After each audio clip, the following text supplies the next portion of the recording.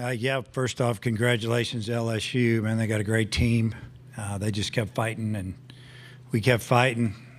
They took the lead. We came back, took the lead, and then they got us. It'd been nice to win the game, get to tomorrow, see what happens. But, it's baseball. It's a crazy game. Seen it all, I think. But, we played. I feel like we played as hard as we could. Third day in a row. Really wanted to play a fourth. Hoping to get to the weekend, but it's just the way it ended up. But proud of our team. It's hard to say goodbye. I'm not good at saying goodbyes anyway. Great team, fun team, hard-working team, and probably just team. Man, they were a team. You could tell by how emotional they were after the game. It was a lot of heartbreak. Maybe because we lost the game, but honestly, probably just because the season's over, and they won't get to be around each other every day. So proud of them, proud of the University of Arkansas. We'll open it up to questions for the student athletes. Jacob Ryder with Baseball America. For both of you guys, you were pretty quick to go and comfort Charles after the way that the game ended. What are you able to say to a guy like that in that kind of a moment, and what kind of synergy does this team have and togetherness? Why was that so important at the end? It sucks to say goodbye to everybody, and Charles, he told me, he's like, I'm sorry, and I was like, why are you sorry? We wouldn't be where we are today without him. The way he competes, and he's one of the best hitters and people, and just all around best baseball players I've ever been around. So for him to say sorry, it kind of pissed me off, because the game's not on him. It's on a team, and that he's one of the greatest to do it here. So yeah, for me, I love Chuck, and I know he was beating himself up, and there's no doubt in our minds that we're in the position we are without him.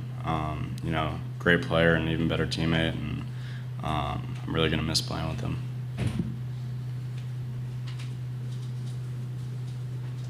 Questions for student athletes in the back? Justin Hinkley, 103.7 The Buzz. Gabe, you came back on short rest after your longest outing of the year. Obviously, velocity was good. Had a lot of good moments. How'd you feel? And just kind of walk us through your performance tonight and what you faced. Felt good. Messed up with 2 pitches, and a good team takes advantage of that. So they got me on those 2, and props to them. They're a good team.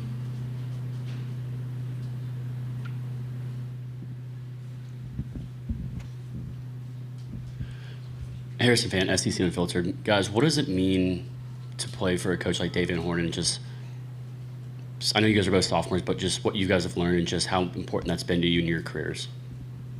Yeah, it's a pleasure. Every day you show up, you know what you're going to get. He's by far the best coach I've ever been coached by, and it's just excited for next year. Yeah, this coaching staff is the reason I came here. The greatest head coach to ever coach baseball, and we got an unbelievable staff. So every day we get to show up and work with him. We're super grateful, and I couldn't thank him enough. Gabe, Ryder, we appreciate your time.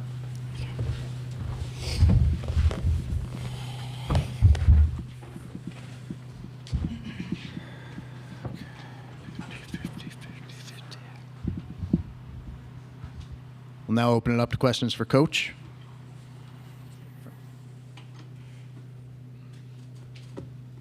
Dave, Andrew Hutchinson, the Best Arkansas Sports. I wanted to ask you about 2 plays in the ninth inning.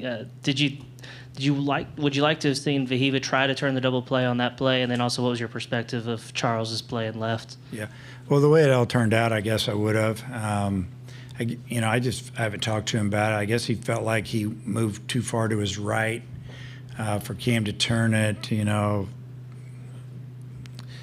I don't know. He's an average runner. He's not a flyer, but he's not slow either. So I don't know.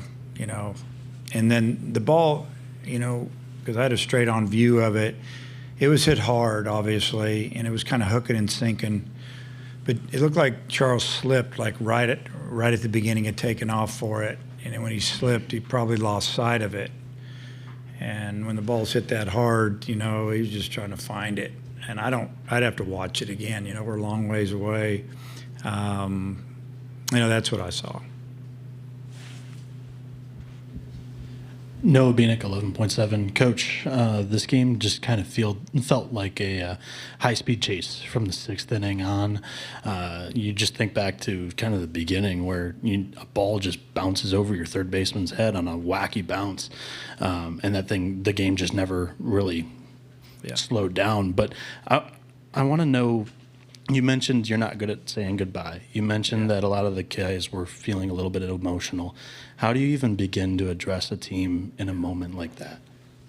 Well, I just told them, after the game, I told them to get in a little tighter. A lot of guys were distraught. Charles was super upset. And I just told them I appreciate the effort all year and the ride they took us on. And, I just told them how much I appreciate them and that we'd talk again later. And I told them 2 months ago that this team needed to finish in Omaha, and they did.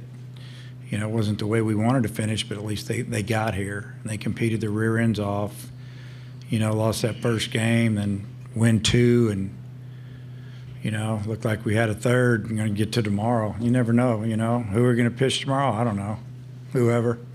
But at least, we didn't get that opportunity. But it's not a whole lot you can say. They're going to hear it a little bit, but we'll talk again when we get back. Matt Byrne, Democrat Gazette. Yeah, Dave, there was 10 minutes of silence right there where you're sitting on the dugout bench. I mean, what were you just thinking? Yeah, a lot of things, feeling bad for Charles because, I could see him out there so emotional, everybody hugging on him, and it's not his fault. We wouldn't have got here without Charles Davelin. We wouldn't even come close. The guy got so many clutch hits, started so many rallies. I mean, you probably take 10 wins off of our SEC. I mean, he was unbelievable. And just watching those guys and how they didn't want to leave. And, you can get mad at the game. The game's the game. I mean, things happen. I mean, there's so many plays throughout the game where you could get a hit here, make a pitch there, or play there, and the game changes. And then we got down to the end of the game, they got the big hit. We got a couple big hits. They got a couple big hits. And I was just thinking, and I told Coach Hobbs, I said, man, this game, it will eat your lunch if you let it. And you just got to, learn from everything you do. And you get better at it. It's like life, man. It's just a roller coaster. But you control it, and you got to learn from your mistakes. If you don't learn from your mistakes, you're not smart. That's the way I look at it. Jackson Fuller, Southwest Times Record. Dave, I was wondering if you could walk us through just 2 decisions. Did you consider at all going to Gibbler against Brown in the 6th? And then maybe were you considering walking Jared Jones in the 9th there? We weren't going to take Gackle out at that time. So we weren't thinking about going to him. That was just a clutch hit. I just got to give him credit. What was your second question? I mean, right on right, I don't think so. I mean, we didn't feel like that it was something we needed to do. I mean, hindsight's 20/20. We could talk about all the ifs and buts until we're sick of each other. Yes. Jacob Ryder, Baseball America. Were you able to have a conversation yet with Chuck and to see a player go through that? I mean, how difficult is that?